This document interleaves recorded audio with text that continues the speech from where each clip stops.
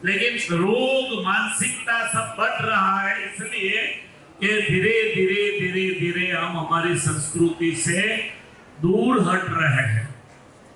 भारतीय सनातन संस्कृति हजारों सालों के बाद ऋषि मुनियों ने बहुत अनुभव करके हमें प्रदान किया है, लेकिन आज मैक्सिमम 60-65 साल के बाद घुटनों का ऑपरेशन होने लगा और घुटन लोग बदलने लगे जो भगवान ने दिए थे। वो क्यों? कि हमारी प्रक्रिया बदल गई, हमारी शिष्टाचार चेंज हो गया, हमारा ड्रेस चेंज हो गया, हमारी भाषा चेंज हो गई। जो मातृभाषा थी हम इंग्लिश की ओर जाने लगे हैं, कोई बात नहीं, लेकिन संस्कृति कभी नहीं भूलनी चाहिए। जब पहला दिन ये बच्चे, छोटे छोटे बच्चे माँ सरस्वती के पुजारी बनने जा रहे हैं, माँ सरस्वती के आराधक बनने जा रहे हैं, तब उसमें मानसिक पवित्रता होनी चाहिए, गुरुओं का आशीर्वाद होना चाहिए, भूदेवों का आशीर्वाद होना चाहिए, संतों का आशीर्वाद होना चाहिए, माता पिता का आशीर्वाद होना चाहिए, तब ये आगे बढ़ते हैं बच्चे अपने जीवन में। आज क्या हो रहा है? प्री प्राइमरी के बच्चे हैं, माता पिता को बहुत प्यार होता है, जैसे धीरे धीरे धीरे धीरे दूसरी तीसरी चौथी पांचवी छठी कक्षा में आएंगे, माता पिता का प्यार कम होने लगता है। आज जितने पेरेंट्स आए हैं ना, 10वीं वाले पेरेंट्स को बुलाओ तो 50% भी नहीं आते, ये हमारा अनुभव। और 8वीं 9वीं तक तो हमारा कोई ध्यान ही नहीं है, 5वीं से 9वीं तक बच्चा कब चला गया, 9वीं तक पहुंच गए, किसी को मालूम नहीं है। बीच में 6-7 साल हमने छोड़ दिया, और जैसे ही 10वीं में आएगा तो पेरेंट्स सेलेक्ट हो जाते हैं। अब क्या होगा? 90% तो आना ही चाहिए ना। भाई आपने बहुत बड़ी गलती की थी, 5वीं से बच्चों को छोड़ दिया, चौथी कक्षा से छोड़ दिया, छोटे के बाबी तो उंगली पकड़ पकड़ के ला रहे हैं। मैंने पेरेंट्स को देखा बाहर, एक एक का अलग अलग प्रकार के फोटो खिंचवा रहे थे। कोई आज पर्यावरण दिन है तो पेरेंट्स झाड़ को पकड़ा के कुंडे के बगल में बच्चे को रख के फोटो खिंचवा रहे थे, कोई एक कुंडे में पानी डलवा रहे थे। एक दिन का काम नहीं है, एक दिन से कुछ नहीं होता है। भगवान की पूजा आजीवन होती है, माता पिता को पैर पड़ना हमें सिखाना बच्चों को पड़ेगा। पिताजी को बोलना पड़ेगा, बेटा मम्मी को पैर पड़ा। आज हम सिखाते नहीं, और मम्मी को बोलना पड़ेगा, बेटा पिताजी को पैर पड़ा। घर में अगर दादा दादी है तो मैं मानता हूं कि वो परिवार सबसे भाग्यशाली, जिसके घर में सास ससुर और माता पिता है, ये वो पृथ्वी ऊपर के सबसे बड़े भाग्यशाली परिवार है। लेकिन ढूंढने जाना पड़ता है कि किसके घर में है। बहुत कम घर ऐसे हैं जहाँ माता पिता का स्थान है, क्योंकि हम कमाने बाहर आ गए हैं, कोई कहीं से माता पिता अपने स्थान में, कोई बात नहीं, लेकिन मम्मी और पापा के महत्व बच्चों को सिखाना पड़ेगा। पिताजी को कभी बच्चों को बगल में बैठ के बोलना पड़ेगा, बेटा तेरे मम्मी सुबह तेरे लिए 4 बजे उठ के टिफिन बनाती है, तेरा कपड़ा धोती है, तेरा ये करती है, तेरा वो करती है, घर साफ रखती है, उसका कितना महत्व है बच्चों को मालूम ही नहीं। मम्मी कुछ नहीं हो तो वो नौकर है, ये भावना नहीं। मातृत्व शक्ति, मातृत्व भावना धीरे धीरे हमारी कम होने जा रही है। क्यों? इस बच्चों को ये बात बोलती नहीं, फिर कहां से आएगा? और मम्मी को ये बोलना पड़ेगा बच्चों को बिठा के बगल में कि बेटा तेरे पापा सुबह से उठ के कितना तेरे लिए कमा रहा है, कितनी मेहनत कर रहे हैं।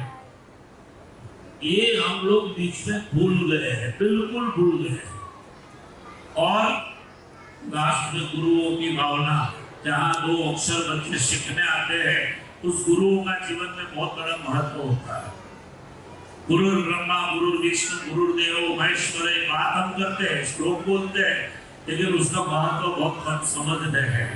इसलिए आज कई प्रकार के रोग हमारे शरीर में छोटी छोटी उम्र में आते हैं, कई प्रकार के झगड़े, कई प्रकार की मानसिकता, क्रोध मोह मद मच्छर लोभ, ये सब गुण कहां से आते हैं? समाज से बच्चों को मिलता है। तो हमारा बच्चा सब प्रकार से स्वस्थ रहे, हमारे बच्चों का मानसिक विचार पवित्र हो, इसलिए माता जी की पूजा होती है, इसलिए बुद्धों का आशीर्वाद होता है। जीवन में बुद्धों का आशीर्वाद का बहुत महत्व होता है, साधु संतों का आशीर्वाद का बहुत महत्व होता है, गाय माता का आशीर्वाद का बहुत महत्व होता है। आज हम प्रकृति दिन मना रहे हैं, आज तो पूरे पेपरों में यही लिखा हुआ है, आज का दिन पर्यावरण दिन है। लेकिन पर्यावरण के प्रति हमारी जागृति होनी चाहिए, हमारी जिम्मेदारी है। मैक्सिमम लोग, हिंदू संस्कृति के मैक्सिमम लोग ये मानते हैं कि पुष्प और माला को प्लास्टिक के जबले में डाल के नदी में डालना चाहिए। हम अपराध कर रहे हैं, बहुत बड़ा अपराध कर रहे हैं। हमारी संस्कृति में ये नदी में डालने का इसलिए बताया है कि भगवान को चढ़ाया हुआ फ्लावर किसी के पैर में नहीं आना। आप खेत में डालो तो खाद बन जाएगा, आप पौधे के कुंडे में डालोगे खोद के तो खाद बनेगा। लेकिन हम नदी में डाल के नदी को गंदी करते हैं। तो हमारी ही ये सब छोटी छोटी बात होती है कि हमारी जिम्मेदारी। किसी भी ब्रिज के ऊपर आप चले जाओ तो प्लास्टिक के जबले वहां बांध के पाइप के साथ फूल अंदर डाल, ये गलत है। वो प्लास्टिक नुकसान करता है प्रकृति को।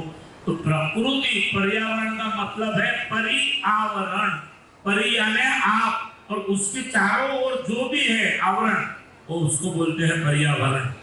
बच्चों का पर्यावरण, बच्चों का माहौल भी पवित्र होना चाहिए। हम कभी क्रोध में कुछ चीज बोलते हैं तो बच्चे वहीं से सीखते हैं। हम कभी पति पत्नी अंदरों अंदर छोटे मोटे झगड़े करते हैं तो बच्चे वहीं से सीखते हैं। हमारा घर मंदिर होना चाहिए, हमारा परिवार एक मंदिर होना चाहिए। हमारे मंदिर के अगल बगल में कोई मंदिर है, घर के अगल बगल में, तो बच्चों को लेके वहां जाना चाहिए। महादेव जी को जल चढ़ाना चाहिए, हनुमान जी को नारियल फोड़ना चाहिए, बच्चों को ले जाके इसका महत्व समझाना चाहिए। आज किसी के पास टाइम नहीं है, टाइम तो बहुत है, लेकिन वो गूगल ले लेता है, व्हाट्सएप ले लेता है, उस टाइम फेसबुक टाइम आपका ले लेता है, इंस्टाग्राम टाइम ले लेता है। टाइम तो बहुत है, सबके पास टाइम है। प्रॉब्लम ये है कि टाइम कहाँ चला जाता है वो हमें मालूम। बच्चों के लिए टाइम दो, संस्कृति के लिए टाइम दो, संस्कारों के लिए टाइम दो, बिजनेस के लिए टाइम तो देना ही है। आपकी जॉब है या बिजनेस है उसमें तो देना ही पड़ेगा, लेकिन उसमें से जो बचता है ये हमारे बच्चों को दो। बच्चों को आप बंगला गाड़ी जो भी दोगे वो मालूम नहीं टिकेगा या नहीं टिकेगा। बच्चों को संस्कार दोगे 100% आजीवन टिकेगा, गारंटी है। इसलिए यहाँ स्वामीनारायण गुरुकुल में बर्थडे के दिन नियम है बच्चों को हमेशा यज्ञ में बैठने। यहाँ रोज सुबह यज्ञ होता है, डेली 365 दिवस। जो भी बच्चों का बर्थडे है उनको कंपलसरी यज्ञ में बैठना है। माता पिता आवे या ना आवे, लेकिन यज्ञ में बैठना बच्चों को कंपलसरी है। छोटे बच्चे के माता पिता आते हैं कोई बात तो वो भी यज्ञ में बैठ सकते हैं, भाई नारायण को आहुति दे सकते हैं। यहाँ कैंपस में गाय माता है, गौशाला है। कभी माता जी को मेरी विनंती है, कभी एक रोटी, ज्यादा नहीं, एक रोटी गौ माता के लिए बच्चों के साथ भेजो। और कभी छुट्टी है तो वहां भाई को आप अपने हाथ से बच्चों के हाथ से खिला सकते हो। उससे क्या होता है, एक कर्म की पवित्रता होती है, उनका एक कर्म बनता है और कर्म से ही भाग्य बनता है। यहाँ कबूतरों का आवास है, 200-300 कबूतर रहते हैं गौशाला के बाद। आगे चले जाओ, लास्ट में गौशाला है। मैं पेरेंट्स को रिक्वेस्ट करता हूँ टाइम हो तो जाके जाना, गौ माता का दर्शन बच्चों को करा के जाना। तो कबूतरों के लिए कभी दाना भेज सकते हैं। तो कई पेरेंट्स ऐसे हैं कि पूरा कट्टे के कट्टे यहाँ रखते जाते हैं। रोज 5 से 6 किलो अनाज कबूतरों को डाला जाता है, और ये कोई नहीं डालती, ये बच्चे ही डालते हैं, बच्चों के हाथ से डाला। कि उनको अभी से मालूम पड़े हमारी फर्ज क्या है, मानवता क्या है, मानव सहज क्या है, पर्यावरण क्या है, प्रकृति क्या है। अगर खाली आप विद्वान बना दोगे, डॉक्टर बना दोगे, अच्छे से अच्छे IIT में, IIT खड़गपुर, IIT बॉम्बे में एडमिशन दिलवा दोगे, लेकिन संस्कार नहीं होगा, वो बच्चा अच्छे से अच्छा डॉक्टर बन के हाथ में बोतल लेके घर में आएगा तो किसी पेरेंट्स को अच्छा लगेगा? वो बोतल लेके आएगा पीने वाली तो किसी को अच्छा लगेगा? उसको छुए भी नहीं। इस प्रकार के बच्चों को हमें तैयार करना है। कैसे भी माहौल में हमारा बच्चा चला जाए, लेकिन हमको विश्वास होना चाहिए कि मेरा बच्चा कभी गलत नहीं कर सकता। इतना मैं तैयार करूंगा। आज माताओं की संख्या ज्यादा है और ये जिम्मेदारी सबसे बड़ी माताओं की है। आज बच्चा रोता है तो मोबाइल पकड़ा देते हैं, आज टीवी देखना है तो मोबाइल पकड़ा देते हैं, आज बच्चों को बाहर खेलने नहीं जाने देना है तो मोबाइल पकड़ा देते हैं। ये नुकसान करता है। इसलिए इस बात का ध्यान रखें। अंत में यहाँ गौशाला है, गौ माता के गोबर से धूप बत्ती बनती है। हमारी संस्कृति में अगरबत्ती जलाना वर्ज्य है। सुन लो, हमें मालूम नहीं है। बांस जलाना अपशुकन है, लेकिन हमें मालूम नहीं है तो अज्ञानता के वश हम अगरबत्ती जलाते हैं और उसमें बांस जलता है घर में। बांस में पितरों का स्थान होता है, अब पितरों को जलाते हैं। धूप बत्ती का हमारे यहाँ नियम, यज्ञ में आरती में धूप बत्ती जलाई जाती है और गौ माता के गोबर से ही बनी हुई, बाहर स्टॉल लगा हुआ है। गौ माता के गोबर से कई चीज यहाँ बनती है। आप अपने घर के लिए, भगवान के लिए धूप बत्ती अच्छी सुगंधी यहाँ से ले जा सकते हो।